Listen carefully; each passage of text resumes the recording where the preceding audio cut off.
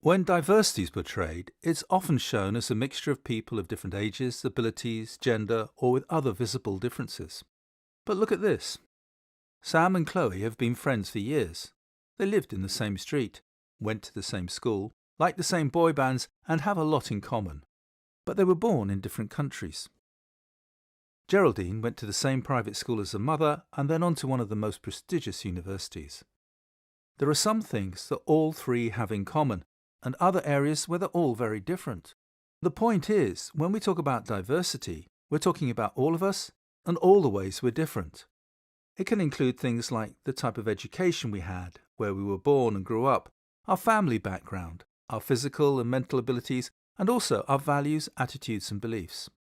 Some of these are visible, but many of them aren't. Here's an example.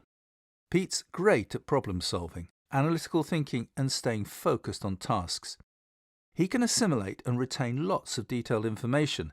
He's a punctual, reliable, and dedicated employee. But Pete finds it hard to read people, which makes some situations difficult for him.